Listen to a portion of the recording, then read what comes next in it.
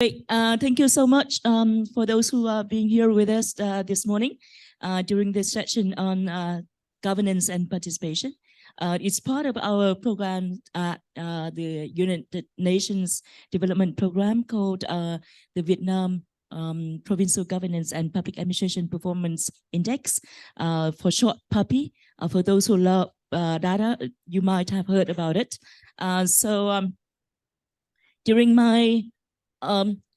During this session, we are going to have three speakers with us. And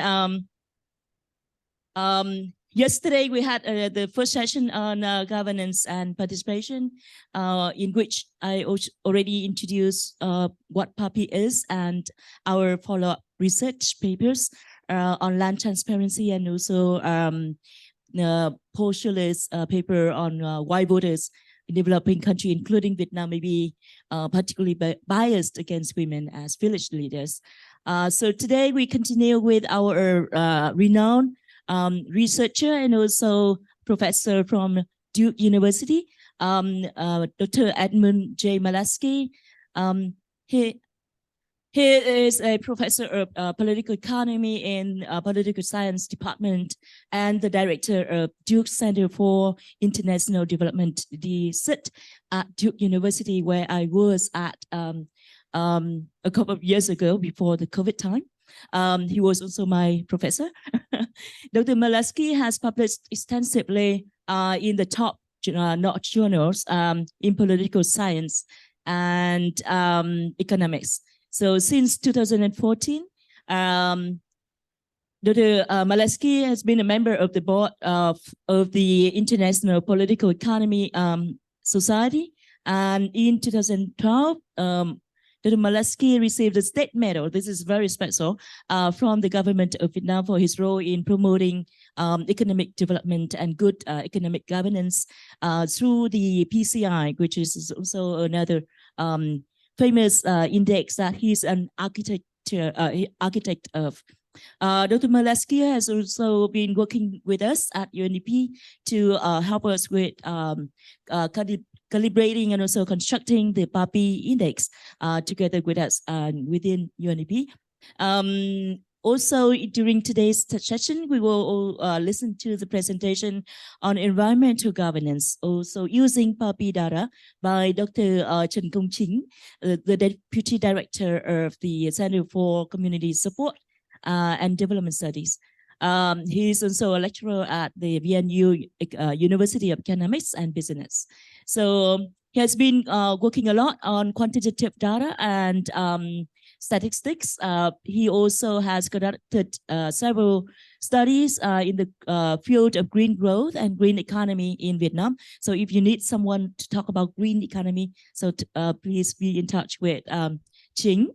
The third person that I would like to introduce today is the person who is the CEO of the Institute for Policy Studies and Media Development.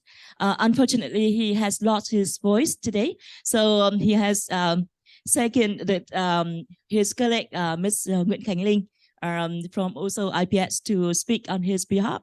So let's welcome all our great panelists, and the first presentation will be by Dr. Edmund J. Malasky. Anh Eddie ơi, please. Em ơi, trong phòng ấy em để cho anh ấy control từ Zoom nhé, right, để anh ấy share. All right. Okay. Can everybody see my slides? Just hold on. Yeah, 1 minute.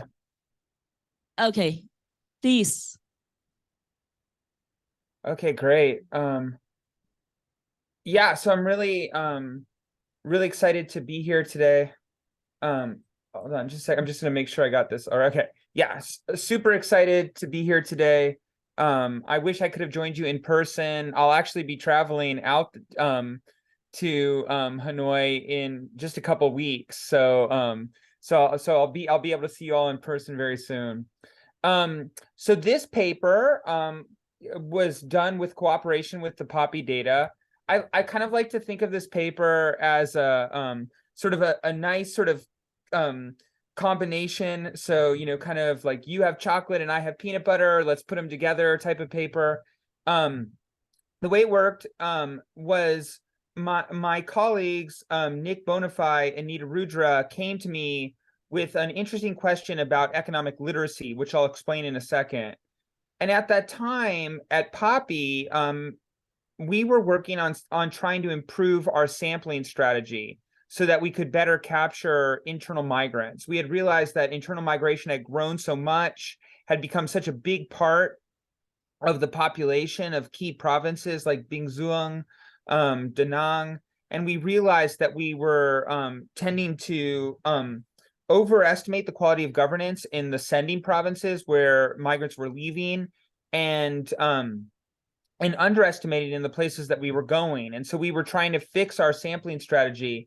And they came to me with this question about economic literacy as we were working on this. And so I really wanted to look at the economic literacy of migrants. So let me sort of explain the logic here.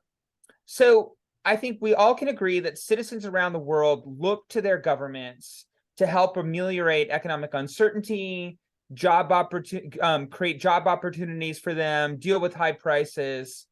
Global market integration affects every aspect of the economy. It affects individuals' well-being, affects mobility, affects employment, prices, and wages.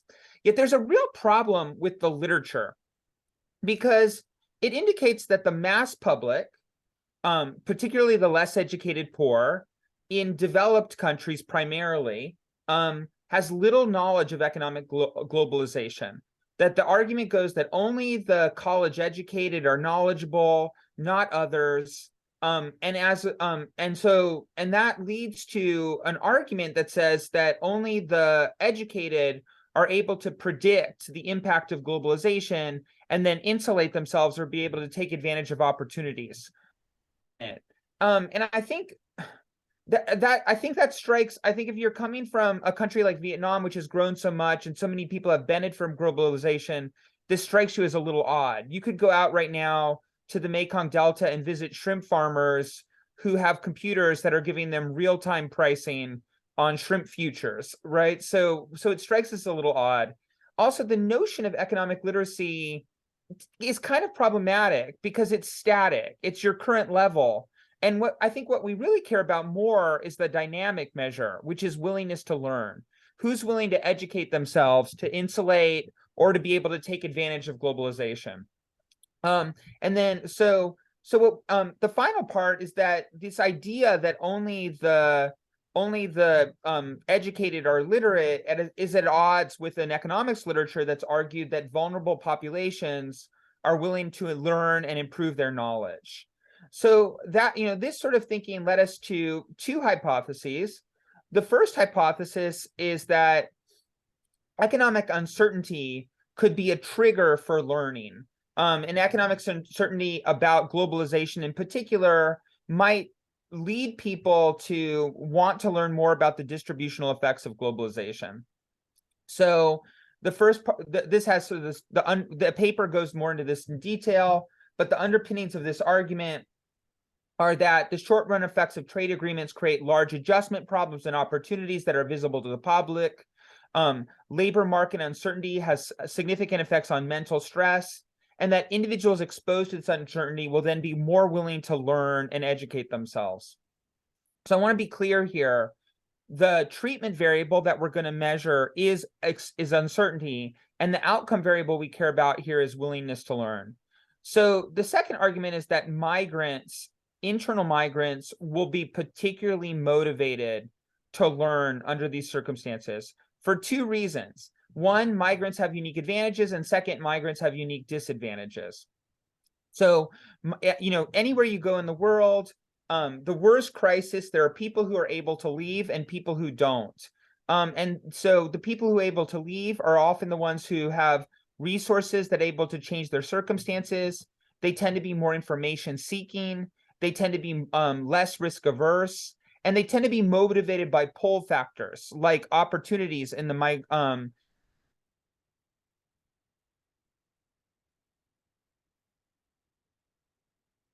in key growing sectors. They can be disadvantaged in the places that they're moving to. They can face discrimination. So because of those two reasons, we think that migrants are going to be the most likely to try and learn. So the hypothesis, just to reiterate, our first hypothesis is that exposure to uncertainty about a globalization shock will lead individuals to be willing to learn, and that relationship will be stronger for economic migrants. And then in that third hypothesis, the first two hypotheses were pre-registered. That means we went online and we said what we wanted to test. The third hypothesis distinguishes between different types of migrants. Opportunity migrants who chose to move, and subsistence migrants who were pushed into areas by crises. That third one wasn't pre-registered, and I'll try and explain how we deal with it. We use a little bit of a machine learning technique to get at types of migrants. All right, so let me take you through the research design. So really quickly, the way this works is that first, with the POPI survey, we spent a lot of time trying to figure out, and I know that Ching Hu Yen are in the room, and they can spend a lot of time talking about this, to actually accurately capture migrants in our sample. Second, we have a test of uncertainty. That is, we put a test in the POPI survey to generate uncertainty about what might happen with a globalization shock. That was a randomized experiment, so half of the people were exposed to it and half weren't, which allows us to actually directly test the effects of uncertainty.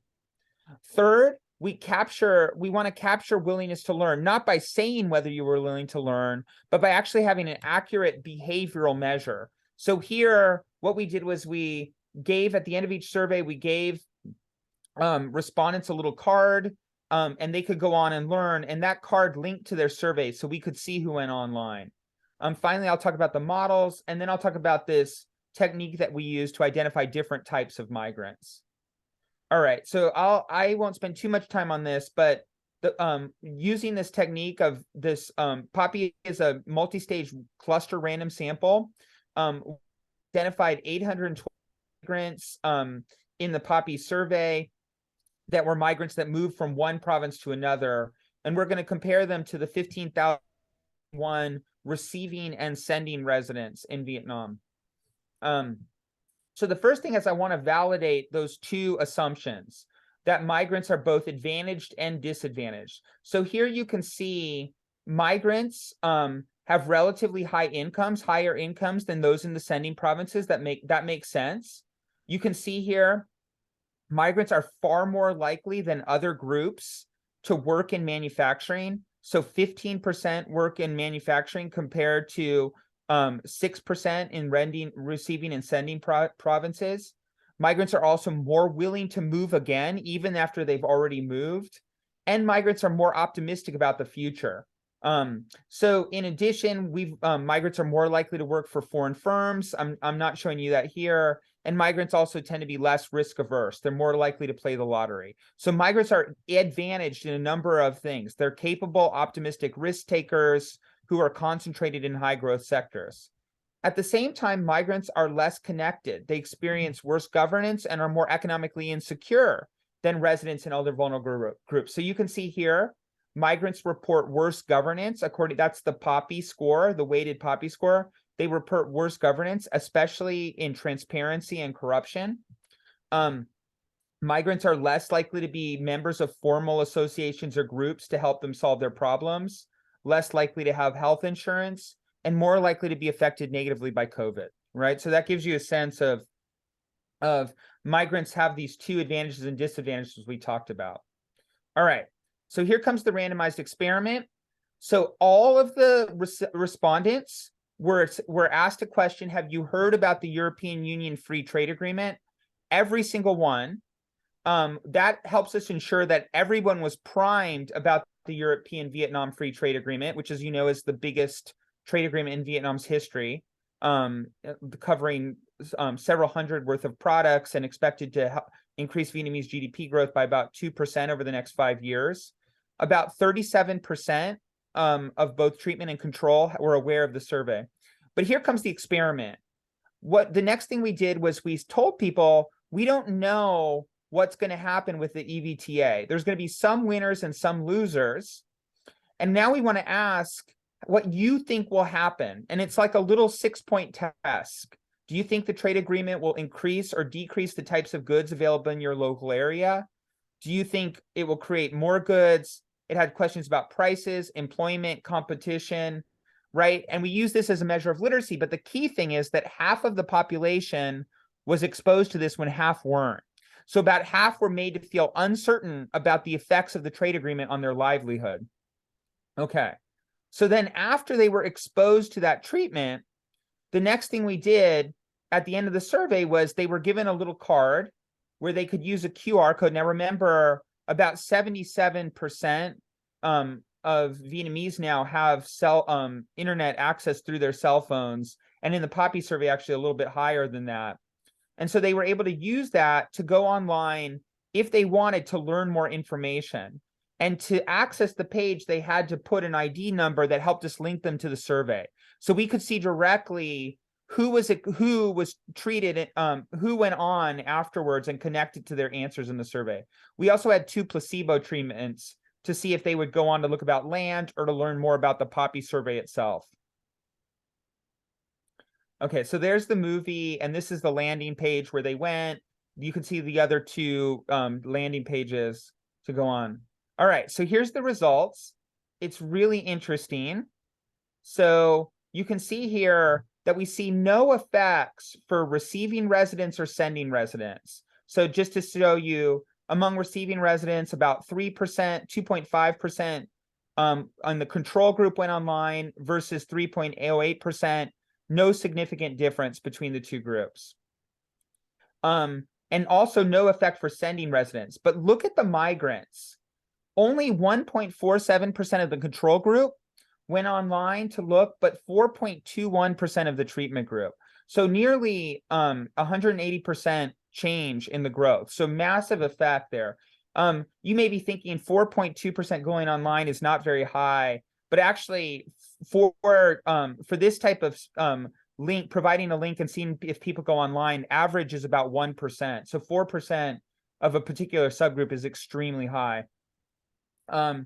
So you can see here, migrants were more likely to visit the site.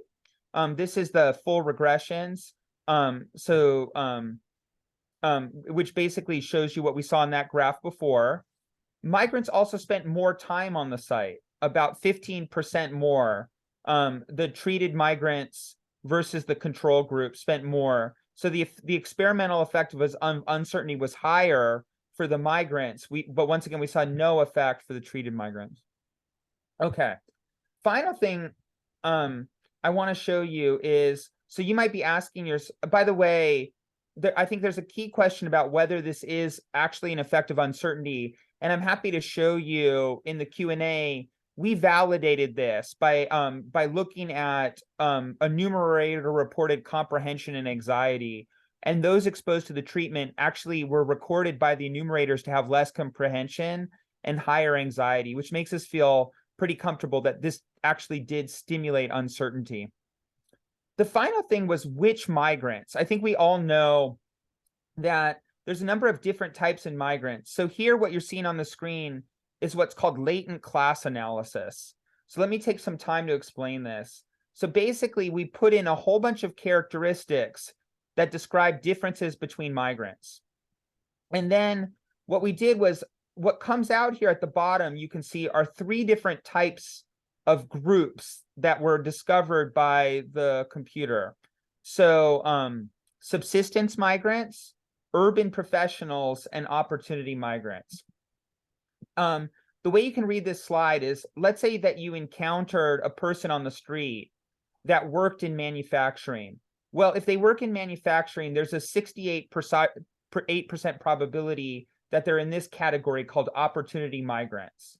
So you can see opportunity migrants work in manufacturing, highly likely to work for foreign firms, tend to work in industrial zones, but don't work in national level cities. They're educated, they've graduated from from middle school. So that's one group. The second group is urban professionals. They tend to work in national cities. They work in the service sector, not manufacturing. They tend to be a little bit younger, a little bit richer. And then finally, subsistence migrants. Subsistence migrants work in services. They're not risk-taking. They're not well-informed. They tend to be undereducated and a little bit older. So to show you, I just put some pictures here of what you might imagine. Here's subsistence migrants. These are migrants. They were often pushed out of their communities by crises, climate crises or economic crises. They moved into urban centers without skills and work in the service sector. So here you can see this group in trash collection. For subsistence migrants, there's no effect of the experiment. The second big type of migrant are what we call urban professionals. So these are people that move to Hanoi, Ho Chi Minh City, or Da Nang for college or high school education and stayed. There might be some of you in the room who fit this category. For this group, we see a small effect of the experiment. Uncertainty caused them to look, but not too much. But this group, we see very, very large effects. So this group are those who move to industrial zones, primarily to work in manufacturing for foreign firms. They tend to be risk-taking. They tend to be willing to move. And this group, the effect is tremendous for this group. 12% of this group that were exposed to uncertainty were willing to learn versus virtually zero in the control group. And I think it's interesting that it's virtually zero in the control group. It really does demonstrate that these are groups that are always looking to take advantage of new opportunities and are willing to move to new areas to show it. So those are the 3 different types of migrants that we uncovered. All right. So I won't go through this, but we can talk about it in the Q&A. We have a whole bunch of things here on validating our assumptions that I'm willing to show you to demonstrate the literacy and to demonstrate the exposure to treatment is associated with uncertainty. And then a whole bunch of different other effects that you might find interesting about trying to make sure that these results are solid, including randomization inference and k-fold validation, which I'm happy to show you going forward. All right, so the big, how much? Just, yeah, finish up? Yeah, so the big thing here, as I said, is uncertainty about globalization shocks does generate a willingness to learn, and it's particularly in this group of opportunity migrants who've benefited from previous information that led them to select into high growth sectors and are willing to go again. And I think it does first tell us that the IPE literature should be more cognizant, the international political economy literature should be more cognizant of these issues. Rather than focus on trade literacy, they should focus on acquiring knowledge. And second, I do think it helps us with some ideas about policies about how to help migrants. Opportunity migrants in particular can benefit from more transparent information about globalization decisions and international trade, but subsistence migrants might need more help in making better decisions. All right. So why don't I stop there, and I look forward to the Q&A. Thank you very much. Thank you so much, Professor Edmund J. Malesky. And I hope that you will stay up until we go to the Q&A sessions. So the next yes, presentation. Thank you. Great. Because it's now late also in the interim North Carolina, where Eddie is staying. The next one will be our Dr. Trần Công Chính, talking about how he uses PAPI data in order to measure environmental governance issues. Please. Thank you. It is my honor today to stay here in a big room. It's a very, very rare opportunity. So talking about environment, that topic has been discussed a lot recent years, especially after fiscal tragedy in 2016, right? So may I ask you a question before I start my presentation today? Are you concerned about environment? Sure. Raise your hand. So most of you will say about I'm concerned about environment. I'm aware about pollution and about air pollution in Hanoi or in Vietnam in general, right? But from job perspective to action, it's a long way. So my presentation today is about perspective. So some background information. So I start from 2008. That time I was in Vietnam. So there was a heavy water pollution in Thị Vải River in Đồng Nai. And then recently, the Rạng Đông warehouse fire in 2019 in Hanoi. And the biggest event so far is the fish kill tragedy caused by toxic waste spill from Formosa Hà steel plant in April 2016. So I picked this time to start my my research, and the data I use is the PAPI 2016 PAPI data. That is the provincial governance and public administration performance index conducted in 2016.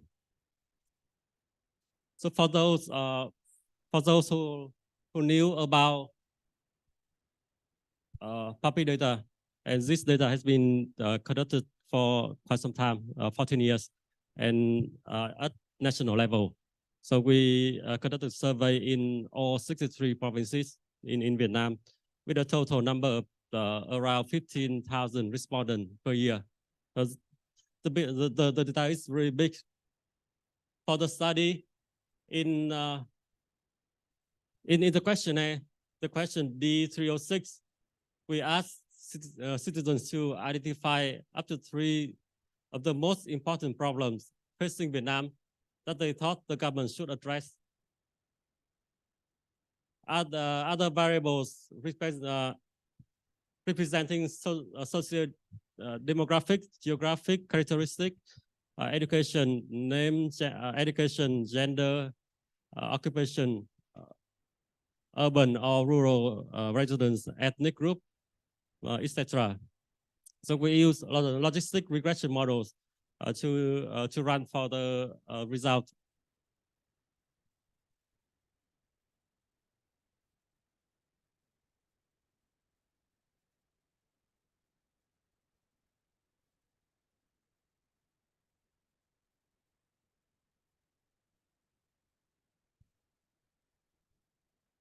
Okay, this is the theoretical framework of the study. From the 3 of the most important problems that the government should address, when the citizen name the first one, the second one, the third one, if their choice is about environment, I put them in a group that they are concerned about environment. And other factors including age, political involvement, social class, resident, and gender. These are independent variables. With different characteristics, with different group, I have different hypotheses. So there are 5 hypotheses. The first one, growing environment activism and increased public environmental awareness, gender. Males will be more concerned about environment than female. For the second hypothesis, younger people will have a higher level of concern than older people. The third one, social class, people with higher levels of education and who are wealthier, more prestigious occupation will be more environmentally concerned. The fourth, people who are more socially and politically proactive will be more concerned about environment. And the last one, people who have an urban residence and in majority kin group live near environmental pollution sources will be more concerned about environment. So those are 5 hypotheses.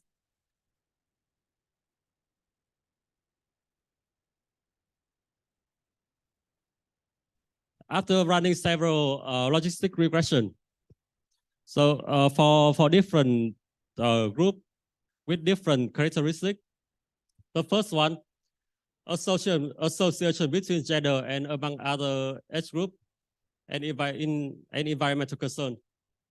So from the results here, you can see in the age group,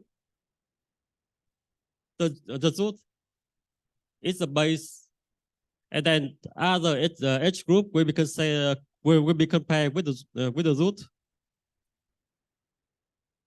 From the results, you can see that younger people in this group and younger adult group who had access to the most information, and they will be concerned. So people with less than 35 years of age appear to have higher concern about gender. Male had a substantial and significantly positive association with environmental concern, meaning that they are more concerned than female. So we discussed about what happened to gender and their concern about environment. So that's a reason, and there have been a lot of studies in the world, and this is new, not really very new in Vietnam, but in the world, the problem is not new. They have been conducted study this problem for a long time, and in Vietnam, very few studies have indicated this. And for the social class, household wealth, education, and wealthy about occupation. There could be there also be different concern, and with different group. Wealthier household are more concerned about environment, and people with higher education express their higher levels of concern toward environment. So in this table, the base to compare is no formal education. So people with no formal education, meaning that they not going to school, will be used to be compared with other group people. The results here show all the numbers you see in positive, meaning that people who have who are educated are more concerned about environment. And the higher number will show that that group will be more concerned than the other group. So from here, you see this, the number increases from incomplete primary to complete secondary and postgraduate. You see the number gradually increase. Meaning what? Meaning that people with higher educated, they are more concerned about environment. So in their mind, they can figure out what's happening, what they need besides economics. So environment. And about occupation. Professional and technical experts are used to be the base for the comparison. And you see here all the number that fall below 1, meaning that all other people with this group are less concerned about environment. From this point, there's only one group, student. The result is 1.03, but this group has no significant in terms of statistics. So meaning that student group and people with professional and technical expert, they are about the same level of concern. So from this result, we see the people with more prestigious occupation, they are concerned about environment. So I think this is not surprise, right?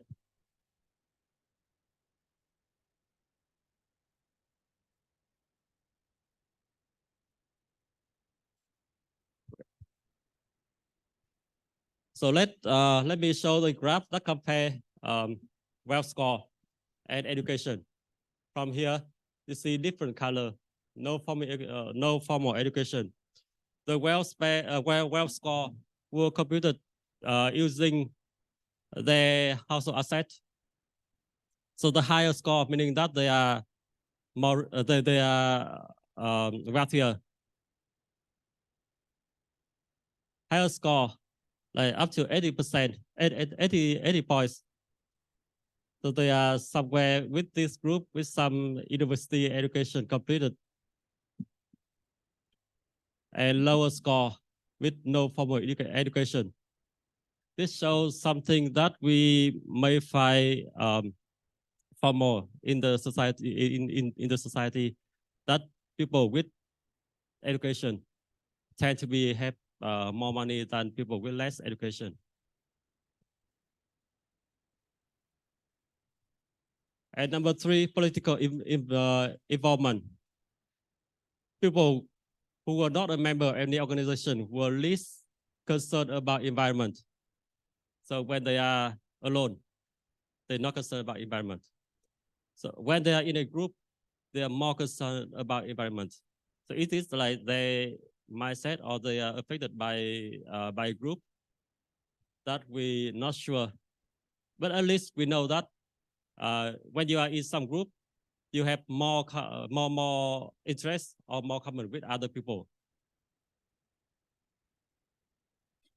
About resident environmental concern. So urban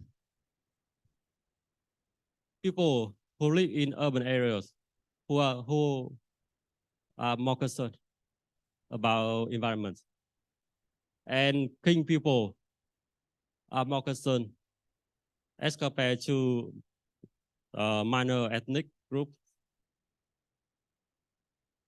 Back to 2016, where the pollution happened in the north central coast, in Hà Tĩnh, Huế, Quảng Trị, Quảng Bình. Those are the most affected by the pollution. It is not surprised that the north central coast, people in the north central coast have the most concern about environment by that time. And followed by the southeast south and Mekong Delta. And the Red River Delta, northeast, south central coast, central highlands, show the same number, so the same level of concern. So conclusion, we learned about this study. The first one, gender. Men are more concerned about environment in general than women. Younger people have more concern. Wealthier people, well-educated, have more concern. And people who live in urban area have concern.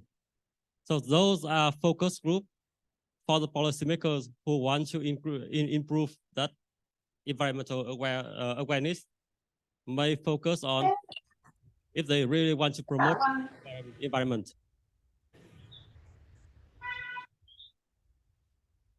And also in Vietnam, middle and upper income classes are more appearing more and more in numbers, and those are the group that should be more focused to promote environment, promote environmental concern. So I think that this study shows just some way that we reconfirm who are really cared about environment. We may have some idea, but this is just to reconfirm. And thank you.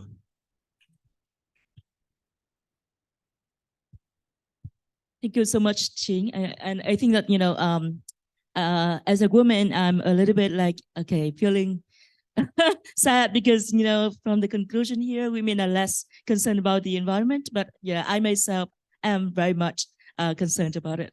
So the next speaker is Khánh Linh. Please go ahead.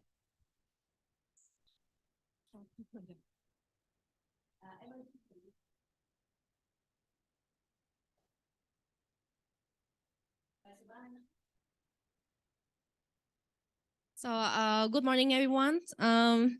It has been quite late, so maybe some of you must have feel tired, but I want to ask, and especially concerning Professor, your presentation this morning, because you were using the administrative data from the government to do the analysis, and especially for the social benefits of the citizens.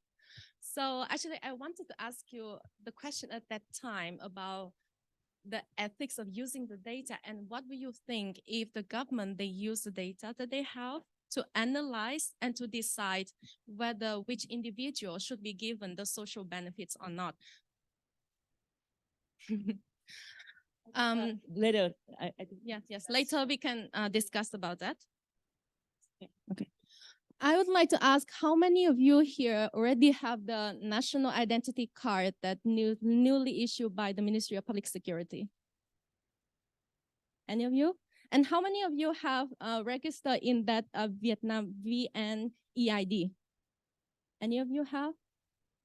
And do you know that also that your data, the national identity, your identity is going to belong to the National Population Database, and that can also provide the services, and the government can charge for the data they provide. You know about that? No, not yet, right? So mainly the major motivation for our research is concerned about how the government use the data that they collected from the citizens for whatever executive decision making or making the policy regarding the lives of our daily lives. This is a very preliminary review, but we try to provide the first kind of look at how the local governments in Vietnam are implementing personal data protection on the government-citizen interaction interfaces. Okay. So you know that digital transformation, as also Professor has mentioned this morning, has bring an explosion of data, administrator collected by the citizens. Now you have to have your national identity, and through that national identity, and you do your public services online, ideally. And the government of Vietnam also has set very high standards for their goals in terms of digital governance towards 2023. And in this exercise, we evaluate the personal data protection practices on the e-public service portals, cổng dịch vụ công trực tuyến, the app, the smart applications, and also the e-government portals, which provide information from the government. I would skip that, then come directly to the research methodology.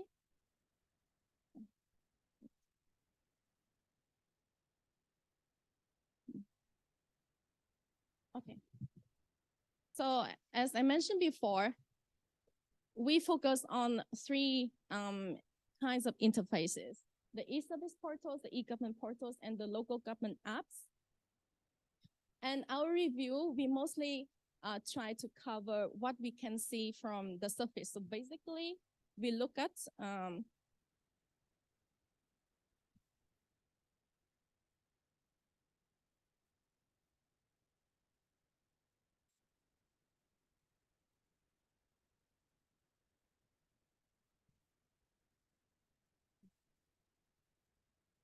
the privacy policy provided on this platform. So if you are also Facebook user or Instagram user or TikTok user, then you must be very familiar with the privacy policy provided by these platforms. So we look at the privacy platform privacy policy provided on this platform by the government.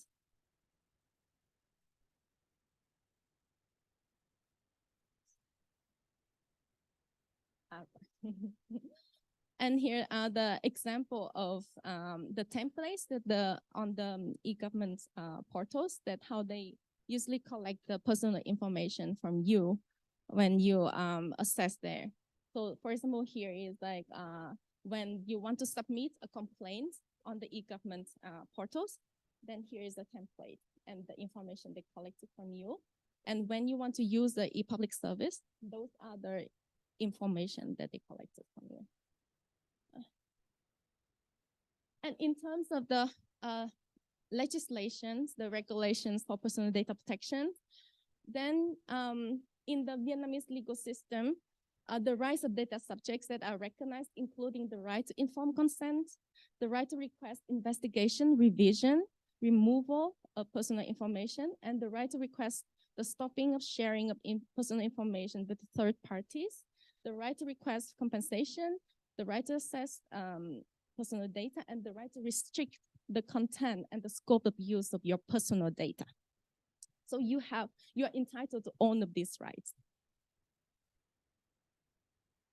And in this, we review all across 63 provinces, and we focus on 2 dimensions. So first of all, the privacy policies, and second of all, the technical expression of the implementation of these privacy policy, what they promise you when they collect the personal data from you.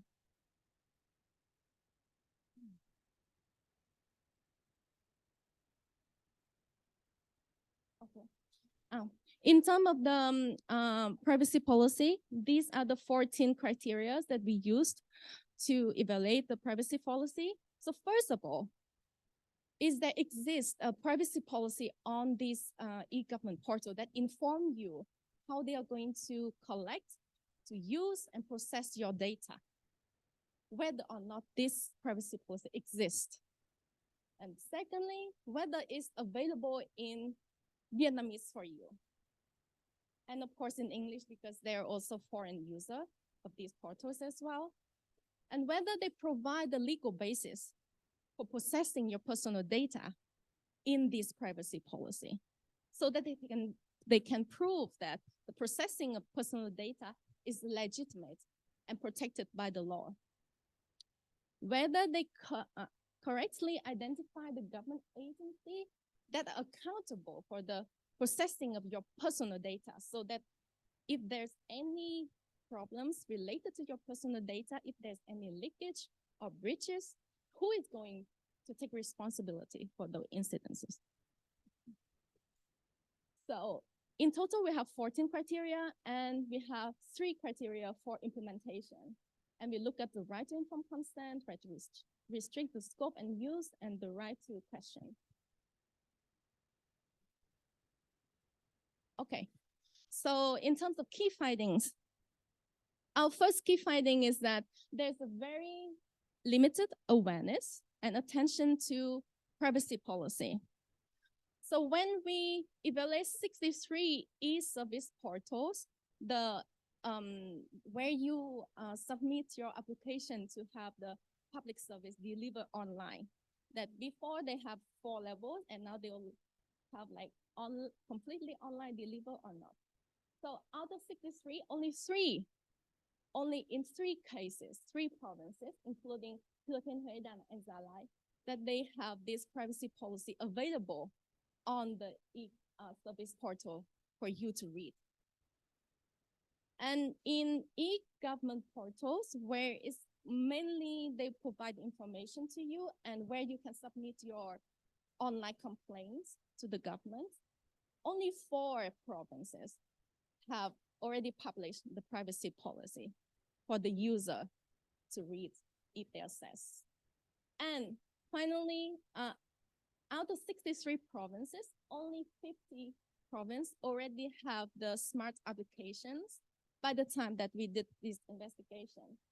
That and out of this 50 smart application that is working at that time, only 32 have already published the privacy policy.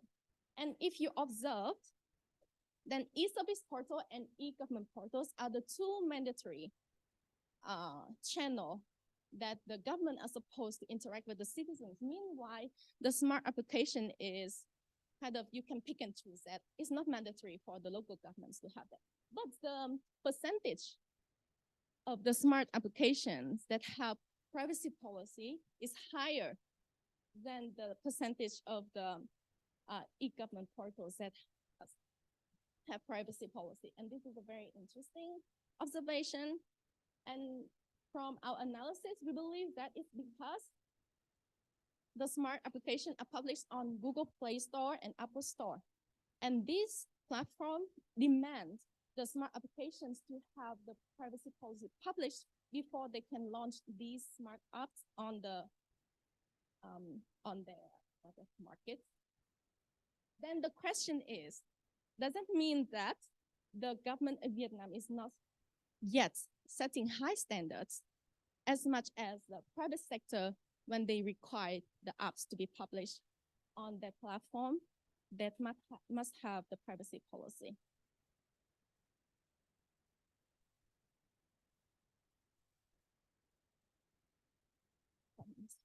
Okay, so in terms of the consent provided, okay. We try to send out the contact by the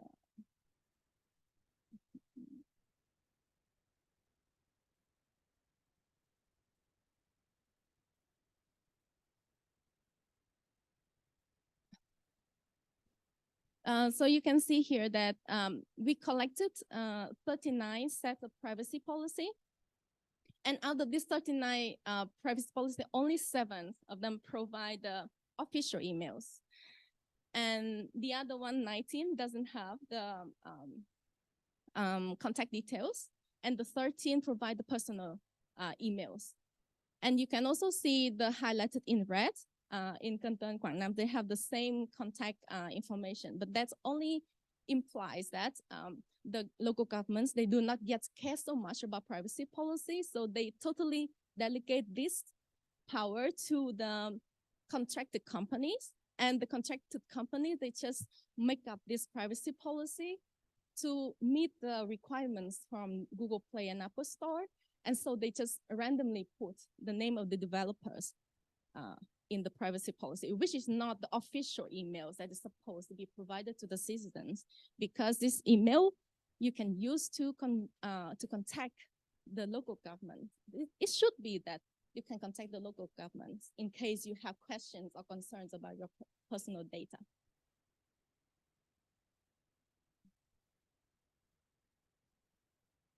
Can I move another?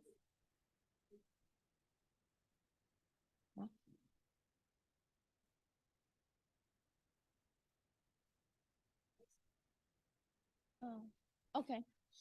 So we also test the responsiveness to the citizens' request by sending in total 130 emails to the local governments through the web, to the emails they provided on the e-government portals and smart applications, and we get only 9 responses. That is super low rate of response to the citizen request. So we have a lot of inadequate out of these 9 responses. We have inadequate responses, like they just provide very brief response, like, oh, you pick and choose that, you do this in order to revise your information. And there's only one case from Viet province which they provide the proper response, because in this test, we send out 2 questions. So first of all, we just ask, okay, so I want to revise my personal information, and how can I do that on your e-government portals? And the second question is that I'm concerned about my personal data, so can you share with me the current policy inside your organization so that I know that my data is secure? And this is the only response from the local governments that provide the full-fledged answer to these 2 questions.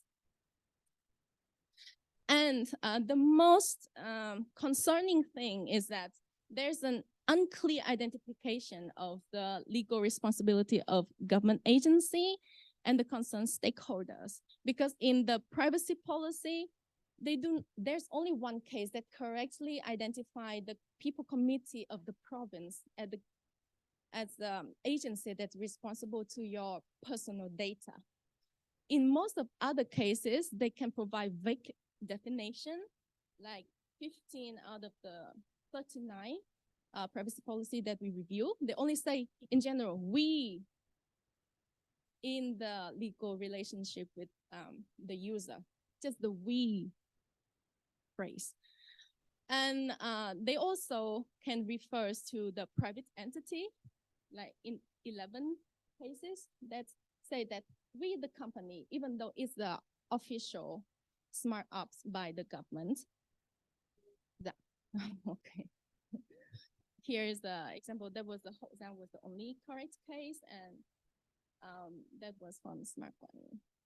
So we have a set of recommendations that is important to distinguish between data privacy and data security, because mostly now the government only focus on the data security aspect, that is about like how to protect your password of the local governments, like the daily practices concerning the cybersecurity. But when it comes to data privacy, which is really directly to the rights of the user, like your right to informed consent, your right to request access, your right to ask questions, these are not yet properly implemented by the local government. We also encourage the government, especially before the national population database to develop their set of data services for third parties. Then we should have a law on personal data protection. But as you might know, that the Ministry of Public Security only have published the draft of the personal data protection, but we do not yet have the finalized version of that decree. And we also do not yet the law, even though according to agenda, the law is supposed to be out on 2024. And in this law, they should be distinguished between the data controller, a data processor, and the data subject. Data controller is the main agency responsible. It should be the people committee of the province or the correct government agency. And the data processor are just the contracted party, the companies, and they only responsible for taking care of the technical measures. Time's up. Okay. Great. Thank you. Thank you so much, Linh, Ching, and Ari. And now the floor is open for questions. I would like to collect questions for Eddie first, so that he can answer. And so, we will try to wrap up at 12 so that he can go to bed because it's midnight over there in the US. So before that, I think that. Okay. Okay. So now the floor is open. Please, questions for Eddie, for Ching, and for Linh, please. Any questions for? Oh yeah, please. Thank you very much. Let me have a question to Eddie. I'm not sure whether he is still available. Okay. Yes. Hi, Eddie. Could you explain why there's a difference between two groups of people? Those who you show the pictures of those who are working in industrial zones and the workers who and the people who are working like in offices, right? So my question is why there's a difference between these two groups of people in terms of their eagerness to learn something? Is it because the office workers already have higher education, so that's why they are less active in learning? Yeah. I don't know I don't know totally, because there's so many factors that are associated with the three different types of migrants. I think that the big one is that the urban professionals are in the service sector, and I think the main one would think is that they are less likely to be affected by the European-Vietnam trade agreement. Whereas the opportunity migrants tend to be working in industrial zones in the manufacturing sector. And I think for them, learning about the trade agreement was kind of shocking because they started to ask themselves, are the industries where they're working, are they going to be winners or losers? And then wondered if they could position themselves to either insulate themselves or take advantage of it. But I think the urban professionals had less to worry about in that situation.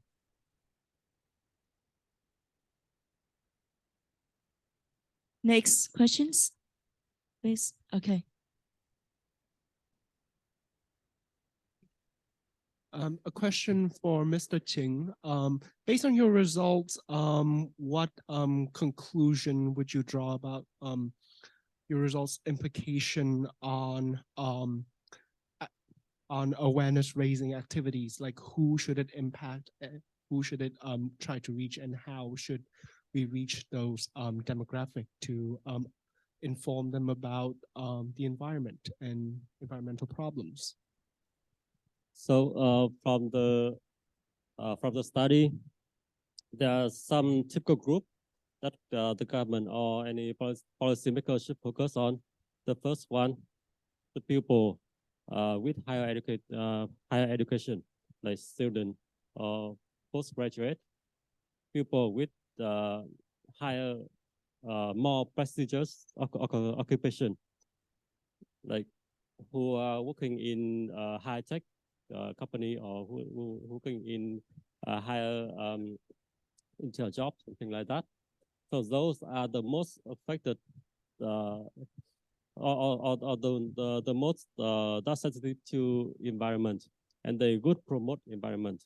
So those are people who have their voice in society in general, and those should be the group that the government or policymakers should focus on. Effect or what? Because if we find that uneducated people, and if we look at the proportion to size in terms of population, for instance, then we might need to target those who are less concerned or less educated. Well, I don't mean that, but so from the middle or upper class. So in Vietnam now, the number of people who are classified in middle class, there's a lot of them. So they account for majority of the population, and those are who concern about environment. So they should be the key opinion. Yeah. Key opinions leaders, calls what we say, I guess. Any other questions for Eddie or for Ling? And I would like to hear from the professor who Ling has a question, and so we would like to have your exchanges, yes, as well. Thank you.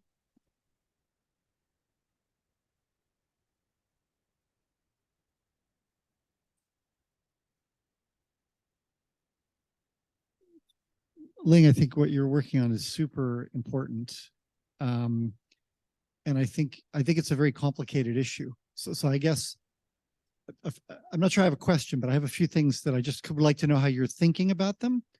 I mean, so in Australia, I think 10 years ago, we didn't use any government administrative data to evaluate programs because there was an idea that that was pushed by privacy advocates that said, we haven't specifically asked people, can we use your data to evaluate programs, and therefore we can't do it.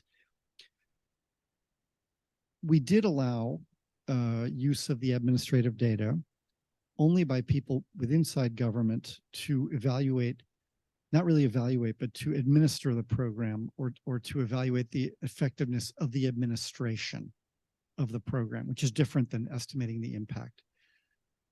We haven't changed anything in 10 years, but in 10 years, what we now, I think we have we've evolved how we think about it.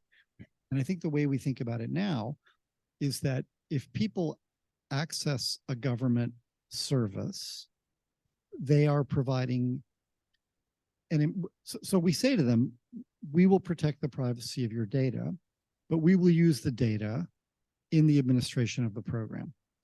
And I think now we have enlarged the definition of what we mean by administration of the program to include evaluation of the program.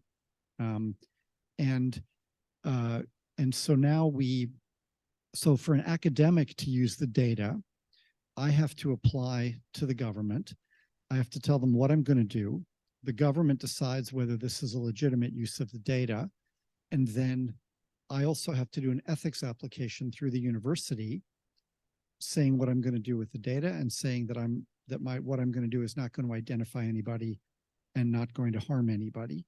And then once those criteria are met, then we allow academics to access the data and do program evaluation.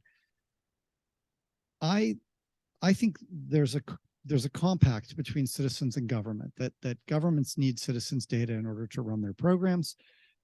If governments are operating in the interest of their citizens, they should be trying to run programs that are making people better off, not making people worse off, and that are positively impacting a wide range of diverse kinds of people in society. It's hard to know whether you're achieving those objectives without data. And so I think government needs to work with citizens to educate them about what kind of data we're going to use about them and what that means and what we're going to do with it. The kinds of things that government is doing with data are much less pernicious than the kinds of things that your mobile phone company is doing with your data, or that Facebook is doing with your data, right? So I think commercial enterprises are trying to manipulate people with data much more than government generally is. Government might try to nudge people a little bit, but they're not generally trying to manipulate preferences on a wholesale scale. Maybe you disagree with that. At least not in Australia, they're not.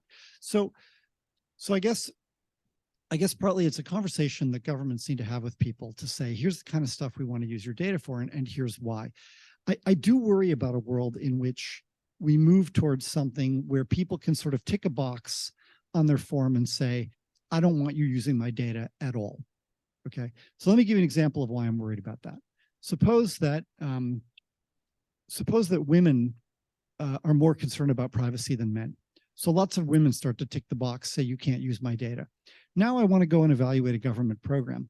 And I find this program works really well for men, but maybe it works really badly for women. I'm never going to know because I'm not going to have access to the data. So I worry that people could end up disadvantaging themselves or the population groups to which they belong by opting out of the data. Okay. Now, I live and work in Australia. And so I think the Australian government is very well governed and it's very benevolent. And it doesn't conduct surveillance on its own citizens, and it's not trying to manipulate its own citizens. And so I come from a particularly, perhaps even Pollyanna-ish view of the role of government. I think there are other countries in the world where citizens might be much more concerned about the government's use of their data, right? And so there is, so I guess my question for you in all of that is kind of like, where do you see Vietnam going on that spectrum of like what governments want to do with data, and whether or not governments convince citizens that in fact the way they're going to use their data is going to be for their ultimate well-being, and that's something that government and citizens should be kind of participating in together and thinking about together. I guess that's my ideal world. Yeah. There's a lot there. Thank you so much. Yes, actually, that is our concern too, because basically, in order to build trust in citizens towards governments whenever they want to use our data for whatever purposes, there should be a secure statement somewhere that our rights are protected. And that is the purpose of this study, I guess. So thank you very much, Ian. Thank you very much, Professor, for your very complicated question. It has so many elements inside that just one question, but I think it's a question for everyone in this room too, because it's concerned each and every of you and each and every of us as citizens. So, yeah. So first of all, there's before coming to your questions, and I would like to say that there's a really thin line between, like, we say that we use this data for your ultimate good, or we use this data for mass surveillance. That is a super thin line. China has been heavily criticized for the social credit program. And what's that social credit program basically do? They just, rate the citizens' behavior, right? And then if the citizens do not behave so well, so that they can really select out those kind of outliers, like who refuse to pay like taxes or who misbehave on the street. So basically, if we look at some census, they also trying to, identify those misbehaviors. And we can also interpret it as good, so that only those who can do good, like those who are more reliable, can get like more benefits, rather than freely like giving out the same benefits to everyone without monitoring whether this benefit is going to the right person or not. And in Vietnam also, in Hue, actually during our roundtable discussion, Th already said that they are going to apply the data from the water utilities and electricity utilities in order to test if those individuals that are now currently in the list of benefiting from the social security program are truly those who in need or not. To avoid the situation, like you said, the dangerous program in Australia, where the wealthier people actually benefit more from the program rather than those who actually are in need.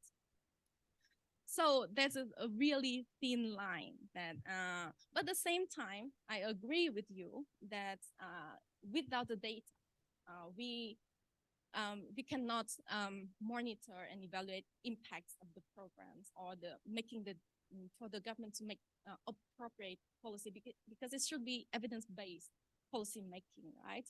So here comes, I think the consensus between us is that the data should be there, but we should really educate and inform people about what kind of data that we are collecting from them, and really expressively show the privacy policy, because it can really be the kind of an e-contract between the government and citizens on these platforms, which inform the citizens that, okay, here ABCD are your rights, and here are what you can do, here are our responsibilities, and here's the mechanism that you can go to in case you have problems with your data. So short and short, yes, we should find. I have another question from over there. Yes.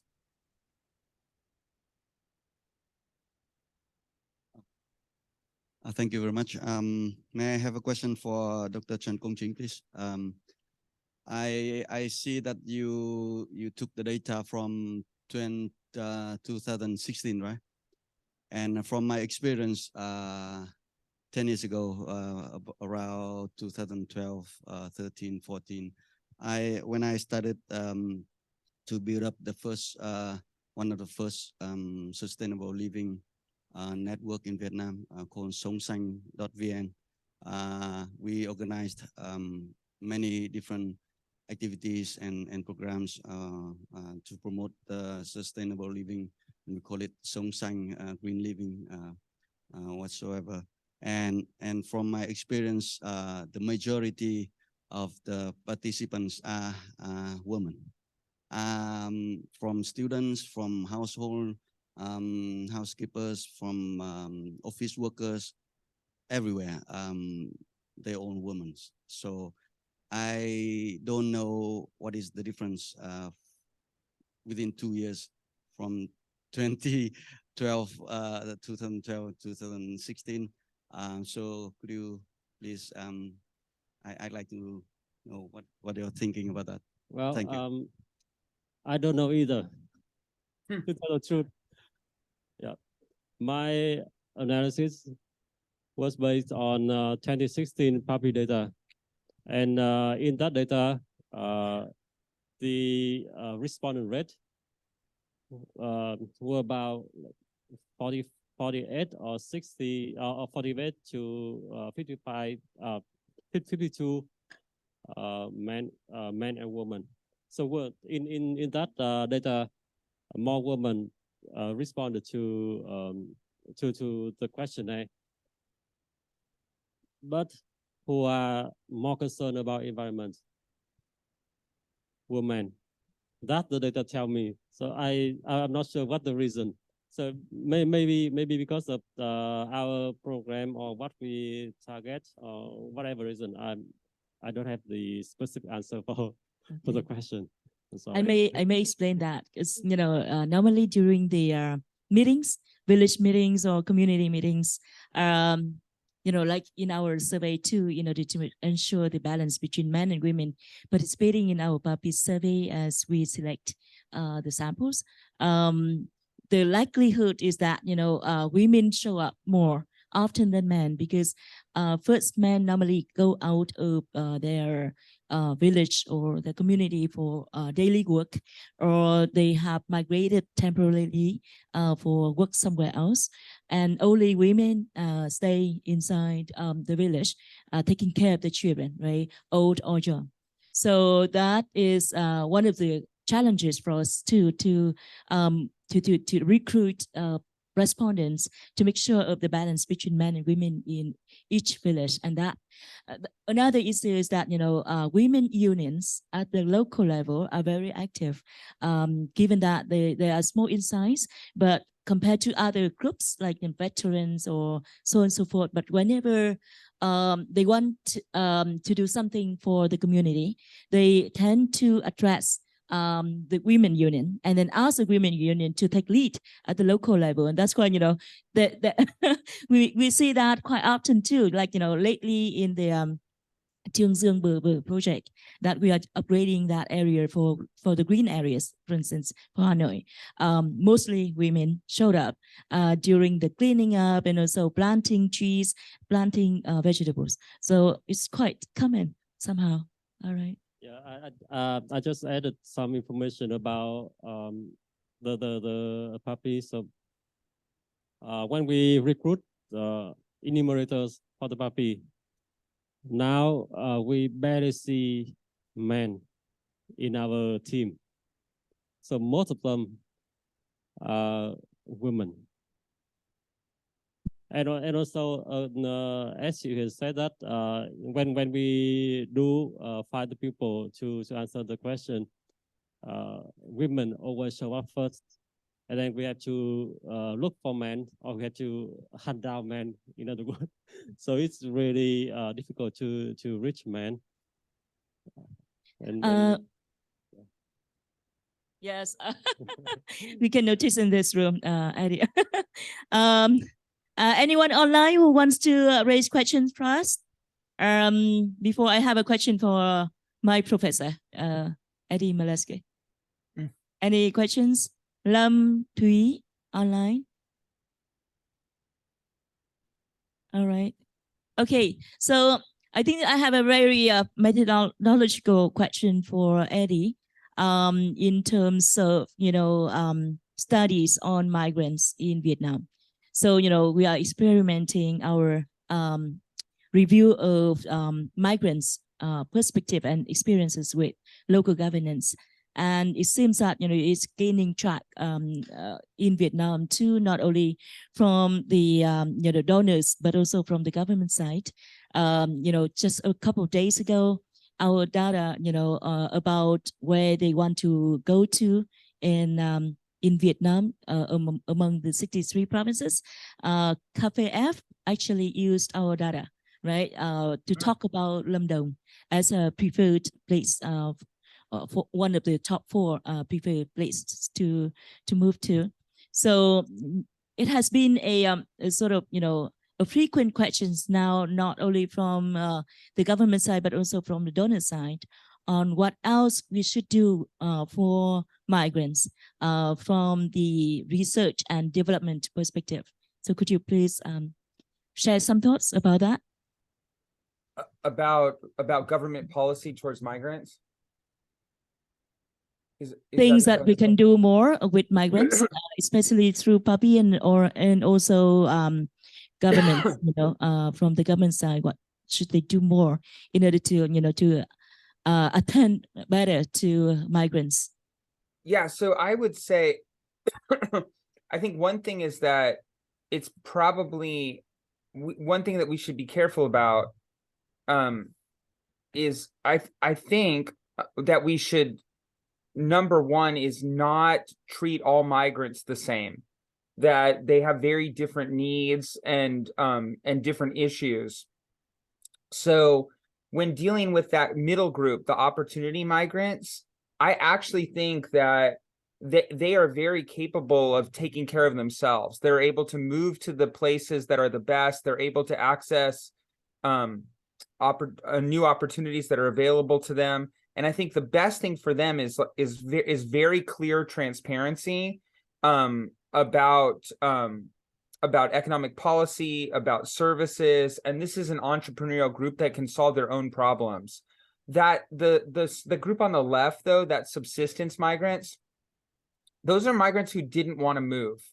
They were pushed out by climate crisis, salinization in the Mekong Delta, flooding, pushed out by economic crises. They're moving into cities. They don't have a lot of skills. They don't have a lot of information or resources or social networks. And there, I think there needs to be a much more interventionist government policy to help them. So I think retraining of skills, legal services to help them access public services, because it's very different for migrants without the right registration to access public services. So that group, I think, needs a lot more handholding, and I think a targeted view of how to approach different type of migrants might be the best, rather than just treating them all as one group.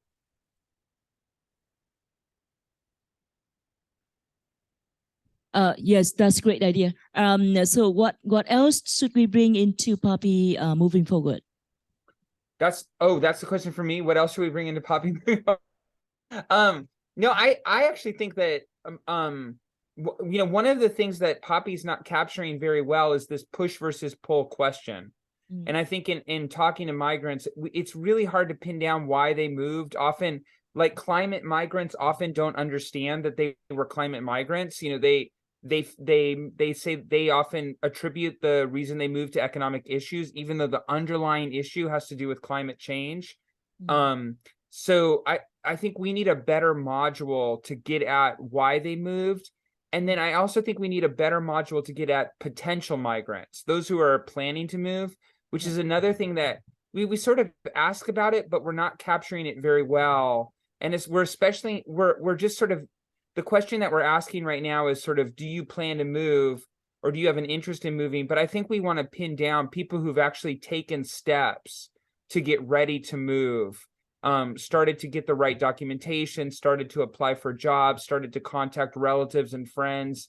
I think we want to get more evidence of that behavior so we can capture the potential migrants, because I think, and probably other people in this room think, that the migration issues are going to become even bigger over the next few years than they are now. So having a sense to be able to forecast that, I think is going to be really important.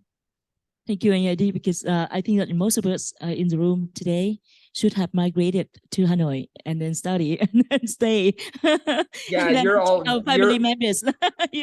So family reunion. You're all the urban professional migrants, which is a really large portion of migrants in Vietnam. It's like 34%, right? Like, but we don't often count you guys as migrants when we're talking about this problem, even though many of you are. Yeah. That's true. Actually, we have a lot of problems before we have become, Hanoi citizens. I had that problem too. But yes, thank you so much. And I think that one of the last question for me is that how can we zoom in the Mekong Delta? Because as you said, right, we should predict the probability of migrants out of the Mekong Delta because of there's a rising water level, right? Sea level. Yeah. And for people then, actually we are conducting another research there. And what it says is that, people don't want to move because of natural disasters. And I think that last year, Papi data also showed us that. So what drives them actually out of their homeland could be job opportunities in the northeastern region, Dong Nai, Long An, right, etc. How can we actually, start working something about potential migration from the sublands, right, to higher lands, because climate change is at our door already. Yeah.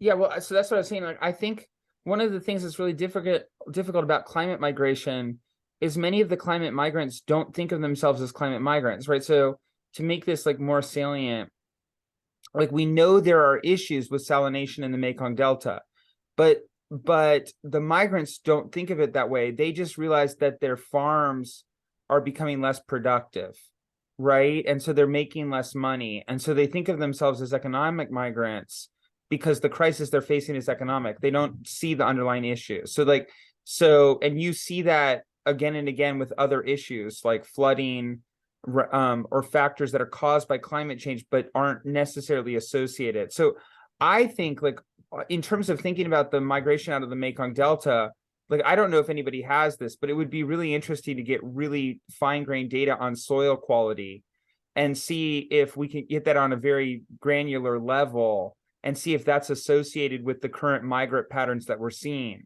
And if that's true, then we could then get a sense of who the real climate migrants are there. And then we could start to think about that differently.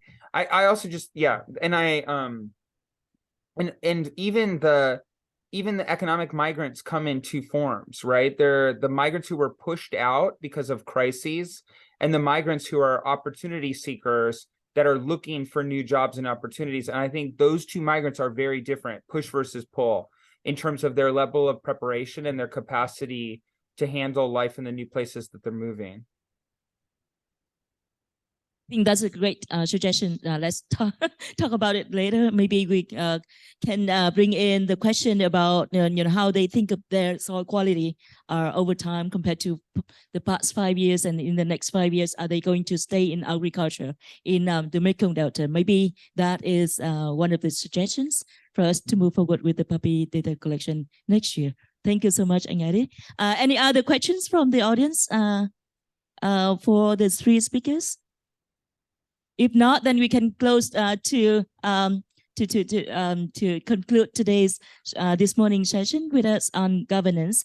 And I would like to let Eddie go because it's time for him to go to bed. Thank you so much, and talk soon. Yes. All right, bye guys. It was great. It was All great right. seeing all of you. Yeah, take care. Take care. Bye. Thank you also for the audience, and I think that you can wait here for lunch, right? Which is going to be served on the corridor. Maybe it's served on the first floor, I guess. You can just see.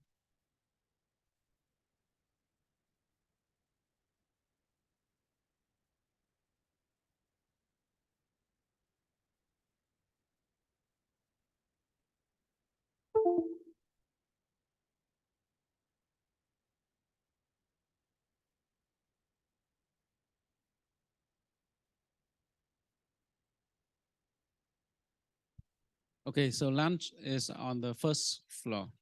Okay.